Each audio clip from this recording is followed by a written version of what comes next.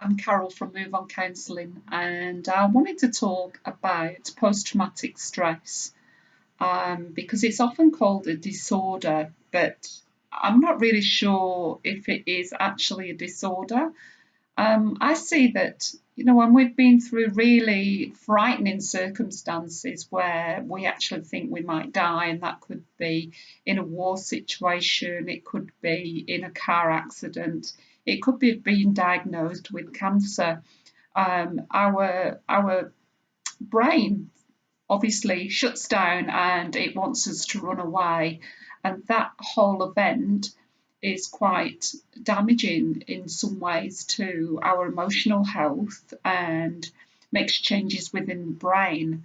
But I don't see it as a disorder. I see it as a natural way of our body trying to defend ourselves. The problem is that the body and the mind doesn't actually know that it's over and it's still continuing within the body.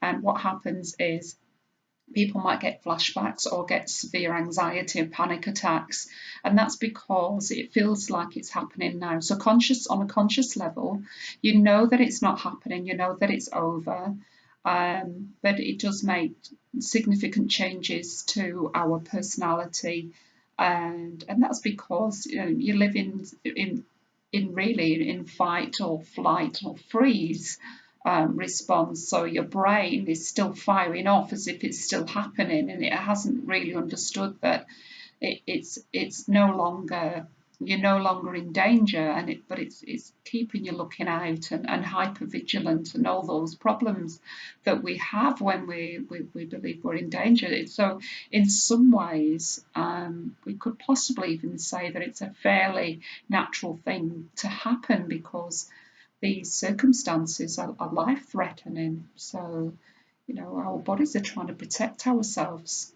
So, often people feel like they're broken after these events and there's no hope, but there is hope because we just have to let the body know. And I say just as if it's really easy, but it is about finding the right techniques to actually let our own conscious self know, our whole body know that it's over. And that really means quieting down the whole nervous system.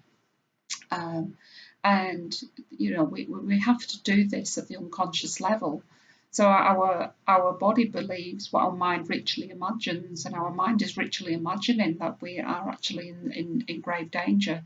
So we have to let the body know, and the unconscious mind know, and the brain know that we can actually switch that off and actually bring everything back down to peace and calmness again. So I don't know why we call it disorder. I think these labels that we give to people in some ways are helpful because it helps them to understand what's going on, but it doesn't give them any understanding of what can be done to resolve that situation.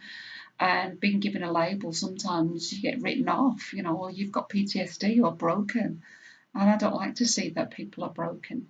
I like to see that people have got an emotional injury and that recovery is possible. But if you'd like to know more and discuss it more, then click on my link. Feel free to give me any feedback. What's been your experience? What things have you tried that's worked? What hasn't worked? What the unhelpful things that people say? I really love us to talk about this more, so that we can get the word out that just because these things have happened, there is hope. There's always hope. All right. I look forward to talking to you next time.